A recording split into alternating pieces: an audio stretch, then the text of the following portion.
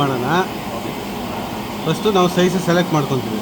Actually ಮಿಷಿನಲ್ಲಿ ಅದೇ program ಇರ್ತದೆ. ಇವಾಗ ಟ್ರಯಲ್ ನಮ್ಮದಿದು. ಇದು ಈಗ ಆದ ತಕ್ಷಣ ನಾವು ಫಸ್ಟು ನೀವು ಮಿಷಿನ್ ಸ್ಟಾರ್ಟ್ ಮಾಡಬೇಕಾದ್ರೆ ಫಸ್ಟು ಸೈಜ್ ಕ್ರಿಯೇಟ್ ಮಾಡಬೇಕು.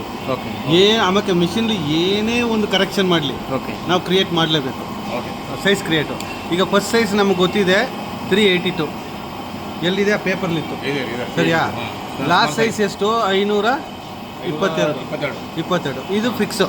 ಇದು ಎವ್ರಿ ಟೈಮು ನೀವು ಸೈಜ್ ಹಿಂಗೆ ಕ್ರಿಯೇಟ್ ಮಾಡಬೇಕು. ಈ ಜಾಗದಲ್ಲಿ ನೀವು value starting size ending size ಇಲ್ಲೇ ಹಾಕಬೇಕು. ಈ ಡಿಫ್ರೆನ್ಸ್ ಏನು ಒಂದು ಸೈಜಿಂದ ಇನ್ನೊಂದು ಸೈಜ್ಗೆ ಏನು ಡಿಫ್ರೆನ್ಸ್ ಹೋಗ್ತಿದೆ ಅನ್ನೋದು ನಾವು ಅಲ್ಲಿ ಪ್ಲಸ್ ಮೈನಸ್ ಮಾಡಿ ನೋಡಿದ್ವಿ. 20 ಇದೆ, ಸರಿನಾ? 20 ಡೆಲಿಟ್ ಪ್ರೀವಿಯಸ್. ಇದು ಏನಕ್ಕೆ ಅಂದರೆ ಈಗ ಫಸ್ಟ್ ಆಲ್ರೆಡಿ ಮಿಷಿನ್ ಏನು ರನ್ನಿಂಗ್ ಇದೆ ಆ ಪ್ರೋಗ್ರಾಮ್ನ ಓಡಿಸ್ಬಾರ್ದು ಅಂತ ಅರ್ಥ. ಸರಿನಾ? ಈಗ 382ನೇ ಓಡಿಸಿರೋದು ನಾವು ಇವಾಗ, ಅದು ಸರಿನಾ? ಇವಾಗ ನೋಡಿ, ಈಗ ಆಯಿತು. ಇದು ಕಟ್ಟಿಂಗ್ ಬರುತ್ತೆ. ಇಲ್ಲೇನು ಮಾಡಬೇಡಿ, ನೀವು ಮಾಡುವಾಗಲೇ ಕಟ್ಟಿಂಗು ಎರಡು ಸಹ ಚೇಂಜ್ ಆಯ್ತು ಇವಾಗ. ಈಗ ಮ್ಯಾನ್ ಸಿಂಬಲ್ಗೆ ಹೋಗ್ಬಿಟ್ಟು ಸೈಜ್ ಮ್ಯಾನೇಜ್ಮೆಂಟ್ಗೆ ಹೋಗಿ ಆ ಡೋರ್ ಕ್ಲೋಸ್ ಮಾಡಿ. ಸೈಜ್ ಮ್ಯಾನೇಜ್ಮೆಂಟ್ಗೆ ಹೋಗಿ ಕಾಲರ್ ಅಲ್ವಾ, ಸಿಂಗಲ್ಲು ಡಬಲ್ ಕ್ಲಿಕ್ಕು. ಇದು ನಮ್ಮದು ಇದು ಪ್ರೋಗ್ರಾಮು. ಇವಾಗ ಆಲ್ರೆಡಿ 382 ರನ್ ಮಾಡಿದ್ದೀವಿ. ಈಗ ನೀವು 382 ರನ್ ಮಾಡಬೇಕಾದ್ರೆ ಇಮಿಡಿಯೇಟಾಗಿ ಆಗಲ್ಲ, ಯಾಕಂದ್ರೆ ಆಲ್ರೆಡಿ ನಾವು ಸೈಜ್ ಸೆಟ್ ಮಾಡಿದ್ದೀವಿ. ಫಸ್ಟು ಡೆಲೀಟ್ ಪ್ರೀವಿಯಸ್ ಫೈಲ್ ಅಂತಂದರೆ 382 ಡೆಲೀಟ್ ಮಾಡಿದ್ದೀವಿ ಅಂತ ಅರ್ಥ.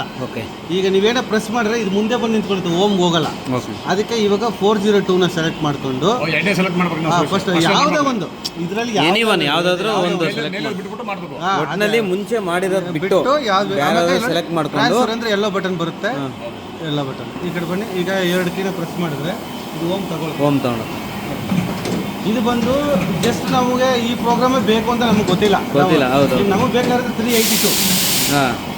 ಇವಾಗ ನೋಡಿ, ಇವಾಗ ಮತ್ತೆ 382 ಹೋಗಿ ಕ್ಲಿಕ್ ಮಾಡಿ ಟ್ರಾನ್ಸ್ಫರ್. ಇನ್ನು ಆಪರೇಟರ್ ಕೆಲಸ ಏನಂದ್ರೆ ಇಲ್ಲಿ ಸೆಲೆಕ್ಟ್ ಮಾಡಿದ್ರೆ ಟ್ರಾನ್ಸ್ಫರ್ ಮಾಡೋದು. ಸೆಲೆಕ್ಟ್ ಮಾಡಿ ಟ್ರಾನ್ಸ್ಫರ್ ಅವರು ನಮ್ಮ ಥರ ಕ್ರಿಯೇಟ್ ಎಲ್ಲ ಮಾಡೋ ಅವಶ್ಯಕತೆ ಇಲ್ಲ. ಇಷ್ಟ. ಇದಾದ್ಮೇಲೆ